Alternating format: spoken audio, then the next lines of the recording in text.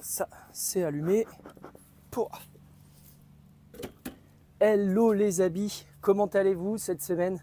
Ça faisait longtemps, hein. J'ai pas fait de vidéo ces 2 dernières semaines. Je ne voyais pas l'intérêt de faire une vidéo pour faire une vidéo alors que j'avais pas grand chose à raconter. Donc faire une vidéo pour voir des choses qu'on a déjà vues ou des choses pas forcément intéressantes, c'était pas très utile. Donc voilà, pas de vidéo ces 2 dernières semaines. Parlons de la vidéo de cette semaine. Qu'est-ce que je vais faire? Eh bien, je retire les lanières. Oui, je les retire que maintenant. Bon, alors j'ai mis un peu de temps entre quand je les ai retirées et le montage de la vidéo, hein. Ça fait déjà, je pense, une bonne semaine. Mais bon, j'ai pas eu trop le temps de faire le montage vidéo, etc. Bref, en tout cas, dans la vidéo de cette semaine, je retire les lanières. Je serai tout juste, hein. Ça fera 8 semaines et demie, 9 semaines. Normalement, c'est 10, mais le problème, c'est que la semaine d'après, je ne suis pas là. Et puis après, on arrive en novembre. Enfin, on sera déjà en novembre. Ils n'annoncent pas forcément des journées assez douces pour que je revienne ouvrir les ruches et retirer les lanières. Donc, je prends le parti de les retirer maintenant, même si c'est un petit peu avant les recommandations. Je ferai un petit traitement à l'acide oxalique par la suite et puis un traitement d'hiver en décembre, mi-décembre normalement, mais on y reviendra en temps voulu. Je reviens à mes moutons, je reviens à mes abeilles. Retrait des lanières, je repèse les ruches pour me noter à la dernière visite combien elles font. Ça me permet d'avoir une idée sur les années suivantes et sur les semaines qui vont suivre, d'avoir une base niveau poids pour suivre ensuite au fil de l'hiver. Je re-remplis, je vérifie mes pièges à frelons asiatiques parce que j'en ai encore quelques-uns. Les journées de beau temps, hein, ils tournent autour, donc j'en ai pas mal. On voit tout ça. Et je mets pour certaines ça en dessous des ruches, hein, les petites plaques pour fermer le sol des ruches, hein, parce que moi je suis en aération totale. Donc je mets ça. J'y reviens un peu plus en détail quand je vais les mettre pour mes certaines ruches. J'en dis pas plus. Je m'arrête là pour l'intro. N'oubliez pas, vous êtes à peu près 60% à regarder le contenu de mes vidéos et à ne pas être abonné. C'est pas bien. C'est pas bien du tout. Je plaisante, mais c'est toujours appréciable, hein, de voir qu'on a autant de vues que d'abonnés. Ça permet de référencer un peu ma chaîne au niveau de YouTube et puis surtout de continuer à faire des vidéos, j'espère, de plus en plus intéressantes. Donc n'hésitez pas. Allez, je m'arrête là pour l'intro et on file tout de suite au rucher. Let's go! Alors, qu'est-ce qui s'y passe? Oh là là, mais ça vole plutôt bien là. Les moutons sont bien aussi, hein. C'est une belle journée quand même, hein. Et il y a encore un peu de lierre malgré la pluie qu'il y a eu, hein. J'en ai quand même quelques-uns qui ne sont pas encore fleuris. Alors s'ils annoncent un peu de beau temps et qu'ils fleurissent assez rapidement, j'espère que les abeilles vont en profiter. Je vais voir de toute façon en les pesant tout à l'heure si par rapport à il y a 3 semaines ou un mois maintenant, si elles ont repris un peu de poids grâce au lierre, on va bien voir ça. Elles y sont quand même, hein. Ouais, elles en profitent. Elles en profitent, ça vole un peu partout là aussi. Elles sont au taquet, tant mieux. Mais là, ça vole comme je vous le disais, hein. Elles sont au taquet, ces petites abeilles, hein.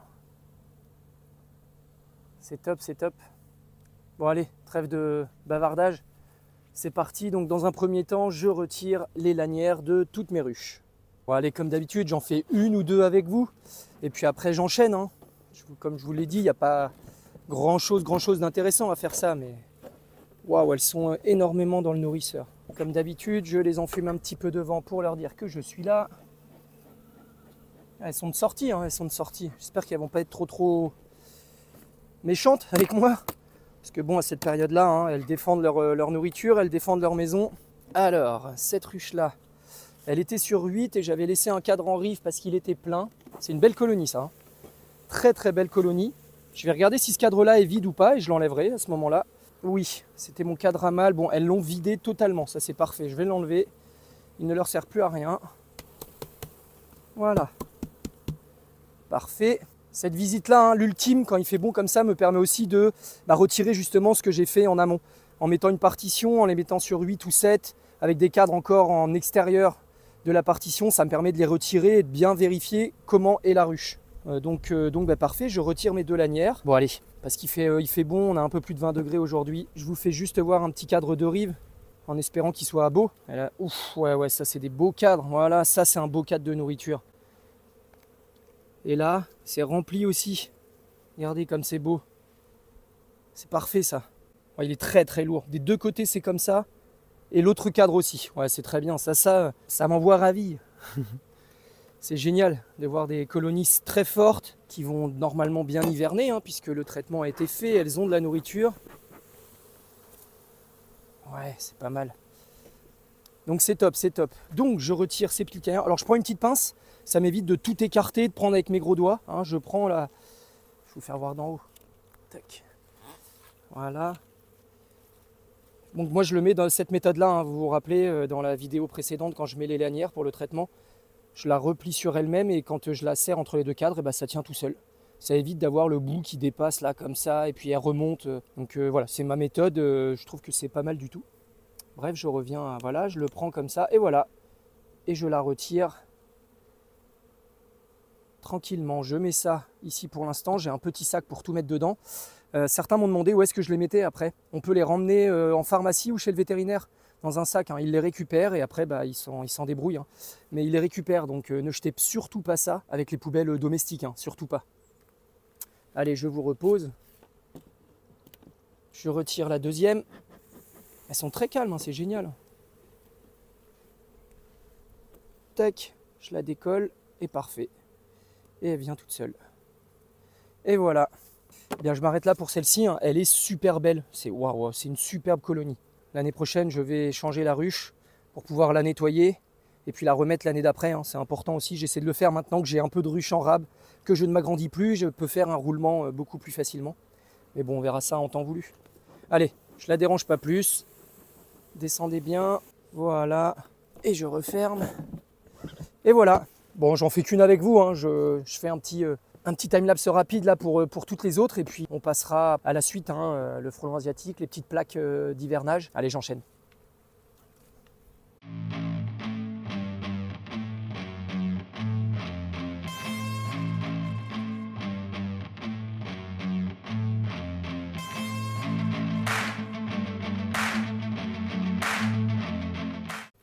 Bon, et bien voilà. J'ai retiré donc les deux lanières, j'allais dire les deux ou une lanière en fonction du nombre de cadres de toutes les ruches. J'ai rééquilibré pour certaines. Quand je dis rééquilibré, c'est comme je l'ai dit sur la première ruche. Hein. Si j'avais mis une partition et que j'avais mis un ou deux cadres derrière pour qu'elles terminent de prendre ce qu'il y avait à prendre, je les ai retirés quoi, pour vraiment que mes ruches soient sur 8 ou 7. Alors j'avoue que cette année, j'ai eu un peu de mal à mettre sur 7 parce que j'ai eu des très belles colonies.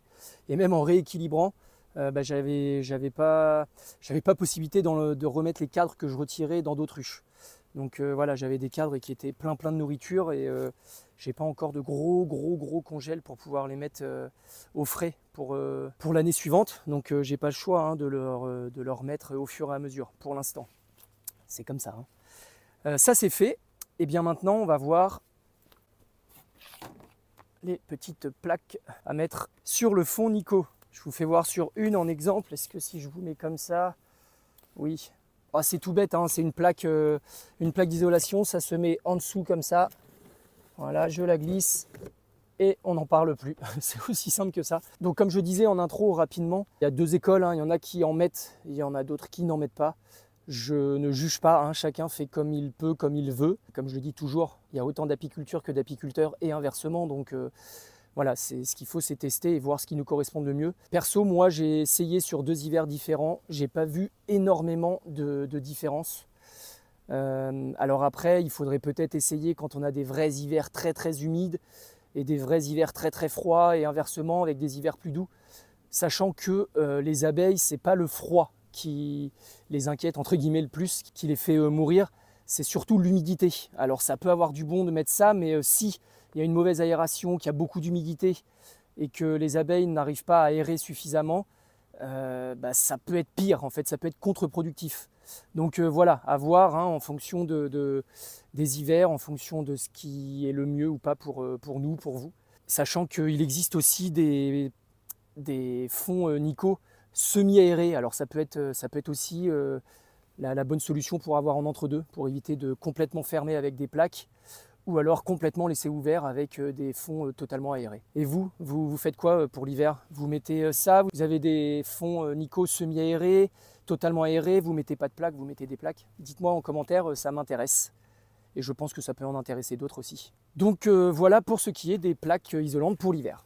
Retrait des lanières, ajout des plaques pour l'hiver, des plaques isolantes pour l'hiver. On passe au petit piège varrois, on va voir ce qu'il y a dedans. Si j'ai besoin de ajouter de la nourriture, hein, de l'appât, on voit tout ça. Allez, j'ai fait un petit coup de nettoyage, hein, j'ai bien rincé à l'eau toutes les parties hein, pour enlever les frelons de mort. Hein. Il y en avait une quinzaine quand même, donc ça faisait 2-3 semaines que j'étais pas revenu. Mais il y en avait quand même une quinzaine. J'ai remis du liquide, la bonne recette de grand-mère, hein, dans le compartiment ici, là. Je remets tout correctement, ça va assez vite, hein. On va pas faire une vidéo complète sur le piège. Hein. J'ai déjà fait une vidéo, d'ailleurs, je vous la remets, hein, pour ceux qui ne l'ont pas encore vue. Il est toujours temps. Il faut savoir que pour certains endroits, hein, jusqu'en décembre, ça a même déjà été vu en janvier, où on pouvait encore voir des frelons, des nids de frelons encore vivants, encore en production, si je peux dire ça comme ça. Donc je le remets bien au même endroit hein, que d'habitude. Ça fonctionne plutôt bien. Hop, j'ai fait le petit placement ici. J'ai rempli, je l'ai nettoyé, ou plutôt je l'ai nettoyé et je l'ai rempli. Je mets ça comme ça, nickel, à hauteur d'homme. J'ai reçu en cadeau, quand j'ai commandé mes traitements et tout, ce petit piège, je vais le tester. Je vais en mettre dedans. Je referme, je vais mettre ça, hein, on va voir ce que ça donne. J'avoue que je suis pas trop pour ça parce que du coup tout ce qui rentre ici va se noyer dans la petite recette de mamie. Donc je suis pas forcément pour, mais bon on va bien voir. Où est-ce que je vais le mettre? Je vais le laisser ici. Je vais plutôt aller le mettre par là-bas, tiens. Ça vole, hein, punaise. Et on va regarder ensuite le red trap qui est ici. Oui, oh, il y a plein de cloportes, il y a plein de trucs là. Ça se plaise bien là-dedans. Waouh, il y en a pas mal là par contre. Hein. Je vais nettoyer, je vais mettre le petit piège. Allez, j'en remets un peu.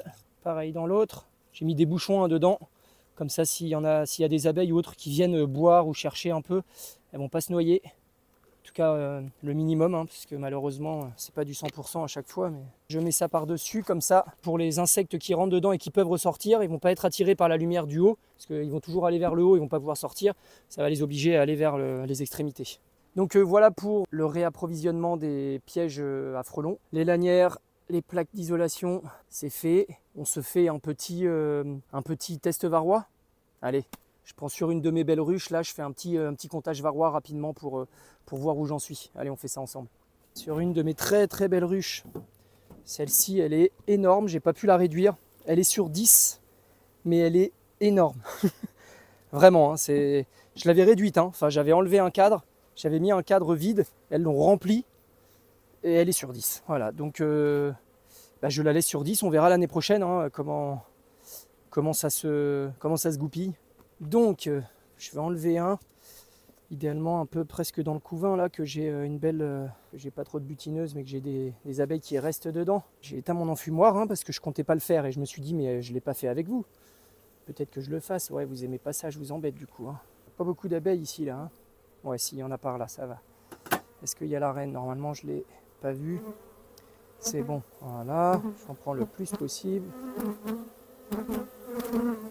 Ouais, je vous embête, hein, vous aimez pas ça, vous allez m'attaquer là, sans fumer. Pas terrible, c'est pas terrible ce que tu as fait, monsieur. Voilà, j'en ai assez. Je referme avant qu'elles s'envolent toutes. Elles, je ne les dérange plus. Je ne vous embête plus, je ne vous embête plus. Désolé. Je vous ai pas enfumé en plus, je vous embête. Je sais. Toujours mon petit sucre glace, les abeilles, le petit jet. Hein, j'ai pris conseil hein, d'une des personnes qui m'a laissé ça en commentaire pour que je regarde plus facilement. Une fois que tout est tombé, mettre un petit peu d'eau, ça va enlever un peu le sucre glace et je vais mieux voir normalement les varrois. J'aime pas trop faire ça, mais bon, on va dire que si je veux que ça aille bien, parfait. Allez, je referme. Et là, il faut secouer pendant 60 secondes à peu près. C'est parti. Hop, je vais bien tourner. C'est long, 60 secondes. 1, 2, 3, 4.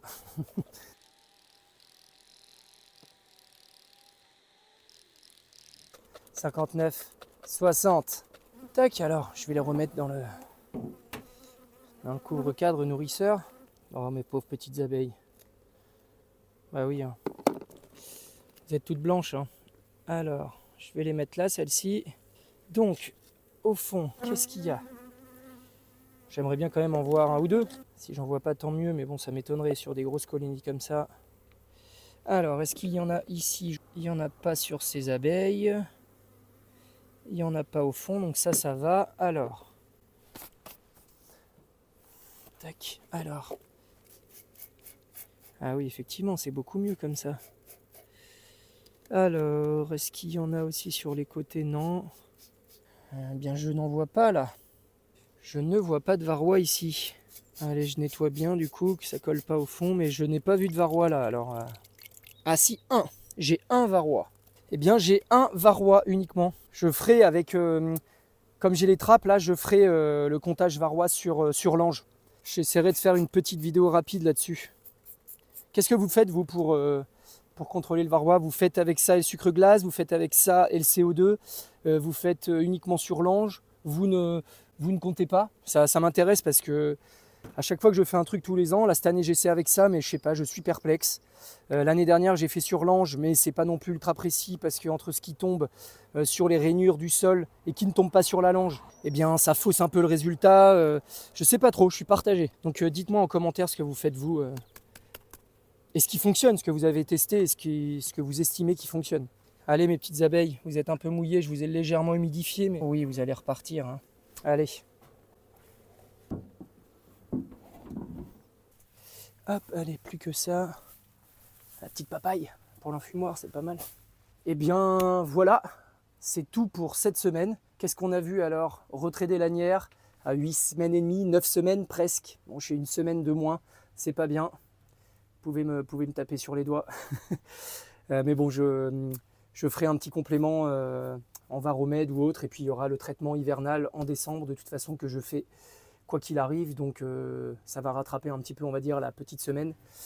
J'ai mis, pour certaines, surtout les un peu plus fragiles, un peu plus faibles, les plaques d'hivernage. Je mettrai aussi la semaine prochaine, au fur et à mesure. Hein, pour l'instant, il ne fait pas encore assez froid. J'ai réapprovisionné les pièges à frelons. On a fait un petit comptage varroa. Je l'ai fait sur une ruche avec vous, j'en ai refait sur 2 autres. J'ai eu un varroa et sur une autre 2 varrois. Ça me paraît pas trop mal. Bon, c'est pas du exact, mais ça me permet quand même de faire une comparaison par rapport aux tests que j'avais effectués les semaines précédentes. Ça a diminué légèrement, donc c'est plutôt de bonne augure pour la suite de l'hiver. On verra bien de toute façon, hein, c'est le nerf de la guerre, le varroa, donc je fais tout ce que je peux pour le limiter et pour que mes colonies soient le plus en forme possible l'année suivante, hein, en l'occurrence pour le printemps prochain. Donc voilà, allez, je m'arrête là pour cette semaine. Ça risque d'être la dernière de la saison parce que de toute façon la fraîcheur va arriver, l'hiver arrive, hein. Et puis je ferai peut-être 1 ou 2 vidéos sur mes fontes de cadre, la fonte de la cire, et puis peut-être la petite visite sur un petit contrôle de varroa sur l'ange. Je verrai ce que je peux faire, ce qu'il est possible de faire par la suite, parce que ça va être de plus en plus difficile pour moi, parce que la famille s'agrandit d'ici 1 mois, donc je vais devoir m'organiser encore davantage entre mon boulot, les ruches, la gestion du petit qui arrive, du petit bébé qui arrive et tout, donc ça va être de l'organisation pour 2025. Mais bon, c'est ça qui est cool, hein. Au moins ma vie n'est pas monotone, hein, entre ma vie pro et perso. Voilà, je pense qu'on se reverra un peu plus tardivement dans l'hiver, mais pour le moment, cette vidéo annonce le clap de fin de la saison 2024. Et oui, voilà, c'est fini. Je vous donne rendez-vous la saison prochaine, ou peut-être à Noël, pour faire un petit comptage. Je sais pas, je verrai ce que l'avenir me prévoit. Allez, je vous dis à la prochaine, et d'ici là, portez-vous bien. Ciao, ciao!